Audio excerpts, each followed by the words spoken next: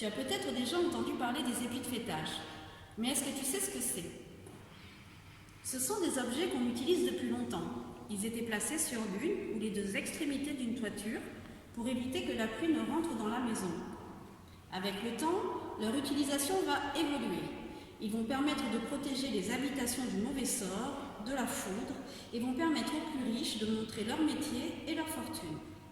Tous les épis de fêtage n'ont pas la même forme. Certains ont des formes géométriques, d'autres représentent des animaux, ou comme ici, certains représentent des personnages. Cet épi de fêtage en terre cuite était placé sur le château de la Borde, qui se trouve dans une commune en Dordogne.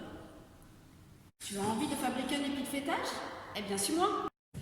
Si tu n'as pas d'argile pour réaliser ton épi de fêtage, tu peux toujours le réaliser en pâte à sel. Pour ça, il te faut un pot de sel fin, 2 pots de farine, un pot d'eau, demande à un adulte de la faire chauffer parce qu'il faut qu'elle soit tiède, et une cuillère à soupe d'huile. Verse tous tes ingrédients dans un saladier et mélange jusqu'à ce que tu obtiennes une pâte élastique. Comme ça. Si ta pâte est trop collante, rajoute un peu de farine. Si elle s'effrite, tu peux rajouter un petit peu d'eau. Ta pâte est prête, tu peux maintenant la réserver. On va passer au support. Alors moi j'ai choisi de prendre une petite bouteille d'eau, mais tu peux prendre la bouteille que tu veux, le format que tu veux. Tu peux demander également à un adulte de te couper la bouteille pour que ton support soit plus petit et donc ton épi de fêtage plus petit et plus facile à réaliser. Tu as ton support, tu as ta pâte. Alors on peut commencer. Prends de la pâte à sel et fais un colombin.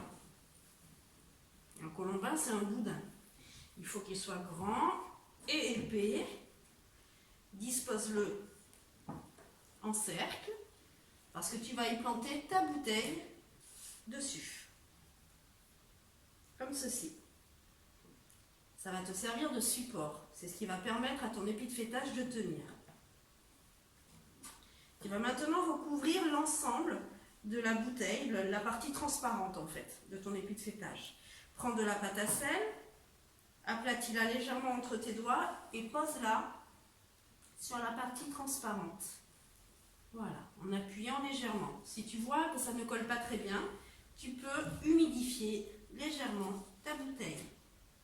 Ce qui va permettre à la pâte à sel de coller sur la bouteille. Comme ça. Et tu répètes l'opération jusqu'au bouchon.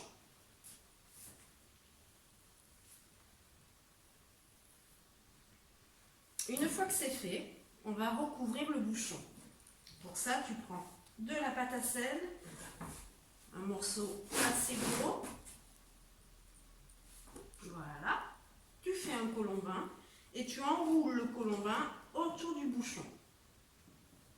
Tu dois faire disparaître le bouchon.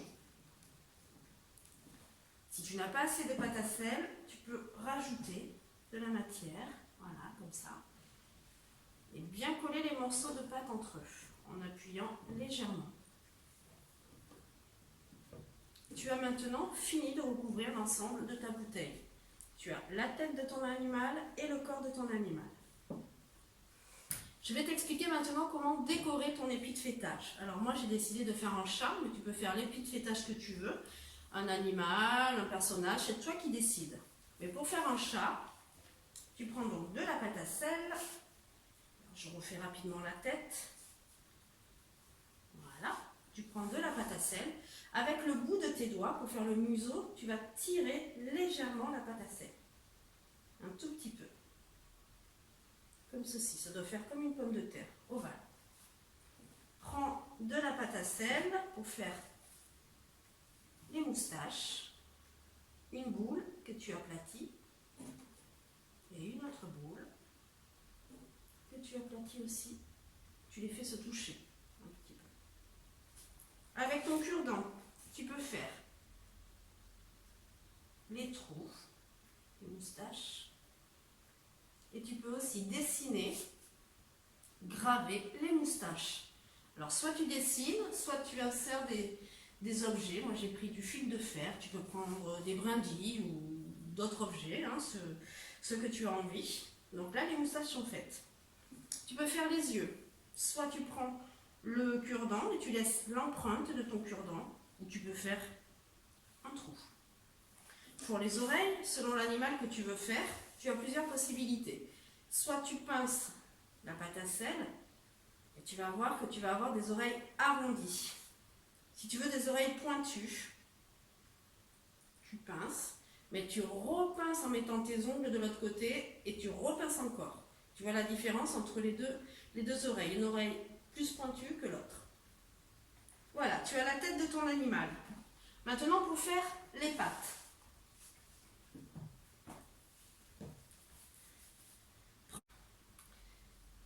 Prends de la pâte à sel, fais une boule, fais-en une autre, aplatis légèrement et avec ton cure-dent, fais les empreintes qui serviront de pattes, de griffes. Tu peux maintenant les coller devant ton animal. Alors si tu vois que ça a du mal à coller, toujours la même chose, tu humidifies un petit peu ta pâte à sel, tu verras que ça collera beaucoup mieux. Voilà, n'hésite pas à coller vraiment les morceaux de pâte à sel entre eux. Donc tu as les pattes. Maintenant, pour faire la queue, un colombin plus petit et plus fin que celui de tout à l'heure. Voilà, à peu près ce format-là. Tu le places au dos de ton animal. Et tu peux lui donner après, tu peux le mettre à l'endroit où tu veux, en hauteur ou sur le côté. Toujours la même chose, si ça ne colle pas bien, pense à bien humidifier pour que ça tienne. Ton animal est maintenant réalisé. Attends qu'il sèche. Si tu veux, tu peux le peindre ou le vernir. Et nous avons terminé.